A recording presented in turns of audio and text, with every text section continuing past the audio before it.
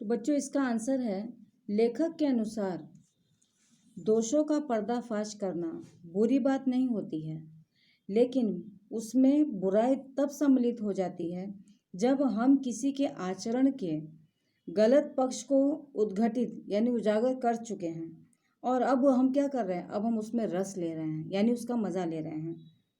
हम यह नहीं समझते कि बुराई समान रूप से हम सब में विद्यमान है। बुराई ऐसी नहीं, बुराई तो हर किसी के पास है, सबके अंदर होती है, परंतु हमें हमेशा अच्छे व्यक्तित्व के व्यक्तियों के अच्छे पहलुओं को या सही पहलुओं को ही चयन करना चाहिए। यह आपके इस प्रश्न का उत्तर हुआ, यानी कि पर्दाफाश का पहला प्रश्न। अब यहाँ पे बच्चों दिया गया अगला प्रश्न है आपका कि सार्थक शीर्षक। इसमें अब जब आइएगा तो यहाँ पे दिया गया है प्रश्न कि लेखक ने लेख का शीर्षक क्या निराश हुआ जाए क्यों रखा होगा। क्या आप इससे बेहतर कोई शीर्षक रख सकते हैं? इस प्रश्न का उत्तर है बच्चों कि लेखक ने यह शीर्षक इसलिए रखा है क्योंकि यह उस सत्य को उजागर करता है जो हम अपने आसपास घटते देखते रहते हैं और समाज में आज व्यक्ति एक दो बार धोखा खाने के पर यह सोचता है कि अब ईमानदारी इस दुनिया से समाप्त हो चुकी है। तो यह गलत होगा क्योंकि इसे लेखक ने गलत साबित किया, क्योंकि आज भी अपनी ईमानदारी को हर किसी ने बरकरार रखा है। कहीं ना कहीं हमें ये चीज़ देखने को भी मिलती है और इसी कारण से लेखक ने शीर्षक क्या निराश हुआ जाए, यदि लेख का शीर्षक अगर हम कुछ रखते हैं तो उसका शीर्षक हम रखते हैं उजाले की ओर, तो ये शीर्षक होता तो शायद लेखक की बात को और बल मिलता। ये आपके इस प्रश्न का उत्तर है।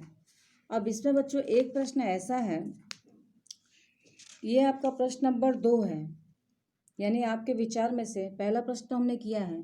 सेकंड प्रश्न है, जरा ध्यान से इसको सुनिए। समाचार पत्रों, पत्रिकाओं और टेलीविज़न पर आपने ऐसी कई घटनाएं देखी और सुनी होंगी जिनमें लोगों ने बिना किसी लालच के एक दूसरे की सहायता की हो या ईमानदारी से काम किया हो। तो ऐसे समाचार तथा लेख एकत्रित करें और कम से कम 2 घटनाओं पर अपनी टिप्पणी लिखें।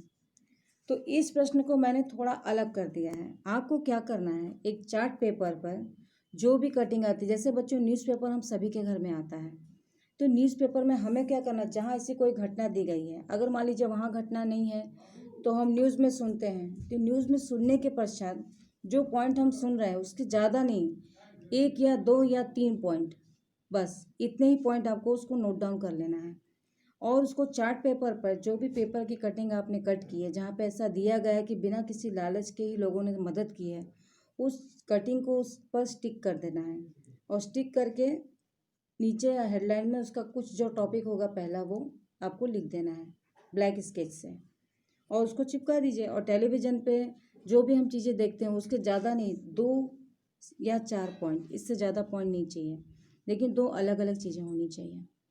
अब ये बच्चों आपको करना है। अब इसके लिए आपके पास पूरा टाइम है, ईजी वे आपको जब मिलता है, अगर बच्चों का हो जाता है तो आप मुझे उसको सेंड कर सकते हैं, ठीक है बच्चों। तो अब हमारा आ जाता है, अब हमारे short question answer. Short question answer में हमें क्या करना है बच्चों, आपका पहला क्वेश्चन है, लेखक की पहली यात्रा कौन सी थी? Railway station. पहले लेखक की यात्रा रेलवे स्टेशन ही थी। दूसरा है, दोषों का पर्दाफाश करना बुरा रूप कब लेती है? यदि व्यक्ति उसमें रस लेने लगे। ये आपका आंसर है, क्वेश्चन आंसर है, शॉर्ट क्वेश्चन आंसर है बच्चों। इस शीर्षक से बेहतर शीर्षक क्या हो सकता है? उजाले की ओर, जैसा कि मैंने भी आपको बताया है। हमें अच्छे व्यक्तित्व में क्या देखना चाहिए? उनके अच्छे पहलुओं को। लेखक का लेख में कौन सा व्यक्तित्व सामने आता है? आशावादी व्यक्तित्व। और बच्चों अगला प्रश्न है आपका, क्या निराश हुआ जाए कि लेखक कौन है? करेक्ट, हजारी प्रसाद द्विवेदी।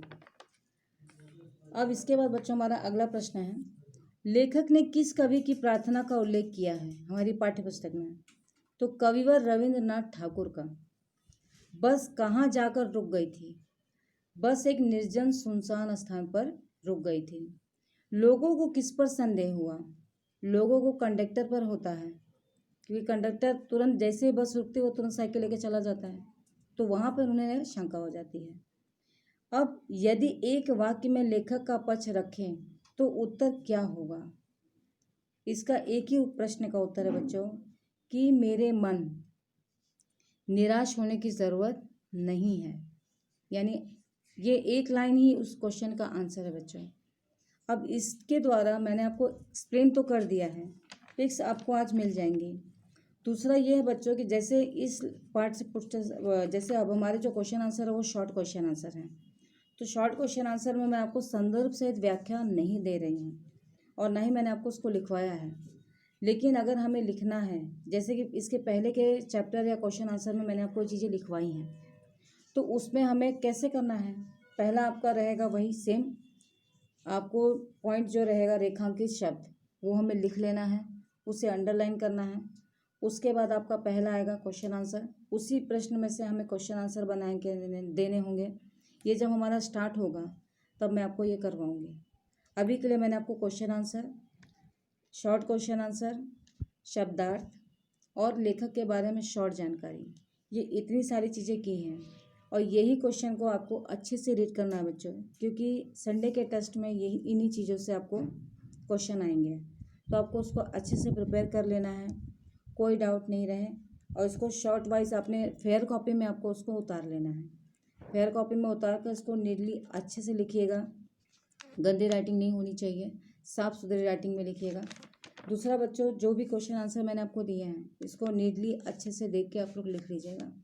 और जो चार्ट पेपर मैंने कहा है वो अभी इमीडिएटली मुझे नहीं चाहिए।